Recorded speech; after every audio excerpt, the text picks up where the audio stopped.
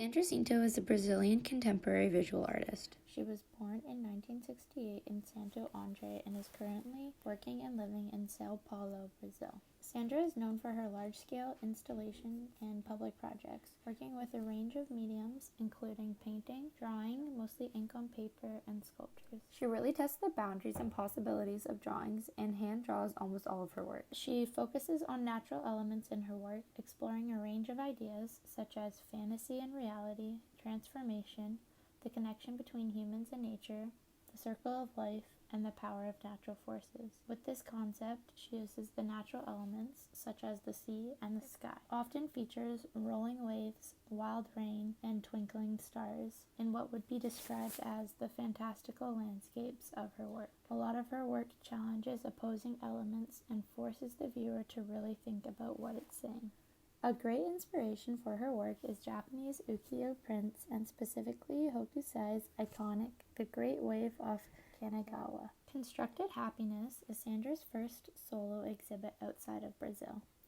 It includes a variety of works that can be standalone works or contribute to the large body of the entire installation.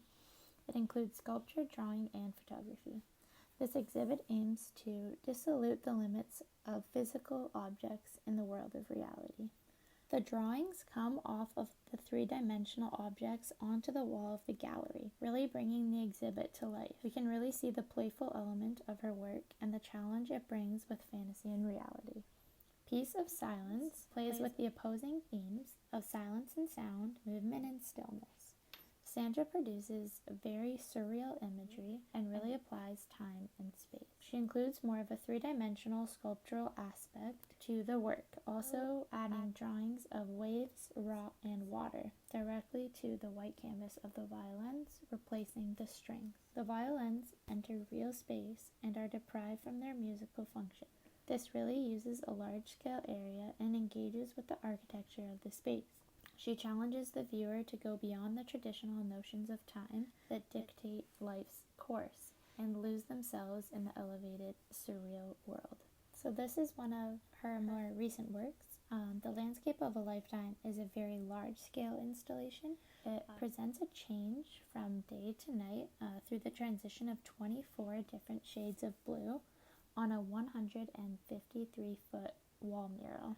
So she illustrates a variety of white elements, which are supposed to be clouds and stars, in pen drawings. Her works mainly use a blue, gray, white, and black color scheme. In this case, the blue and white bring a very light, magical feeling to the installation that really questions the space between fantasy and reality. She also incorporated noise into this installation, running water, birds, and leaves, that really enhances her study of nature and the circle of life. From about 2007 to 2015, she started focusing her work on one element.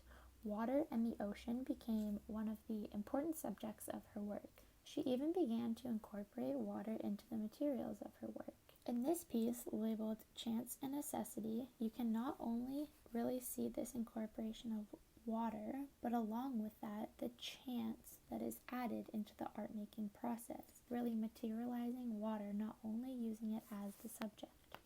This work is made using Japanese ink and watercolor, using hand drawing and layering techniques.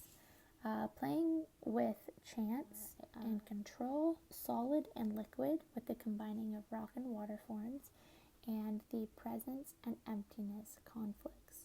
In this work, she aims to make a political statement through the long process, size, and color of her work. She does this through the artistic process and aesthetic of her work to achieve this statement. She said, "This work requires time to be made and to be perceived, opening new perceptions to the viewer." And then finally, Encontro das Aguas, or Encounter of Waters, is another large-scale work of Sandra's, again with water as her primary subject and the vast turbulent oceans. This work really demonstrates her exploration of drawing, working directly on the wall using blue paint and silver pen. She combines line and pattern to create a very intricate and detailed piece and achieves a great sense of movement. She also uses a similar technique in another body called Imitation of Water, and achieves this movement even more in this piece by exhibiting her work on a curved wall, which really allows the viewer to be consumed by it. In this piece, specifically, Sandra pairs the wall imagery with a wooden boat, emphasizing her theme of connecting nature and humans. She presents the hectic waters that individuals face when they're at sea, presenting the endurance of the human spirit in difficult circumstances.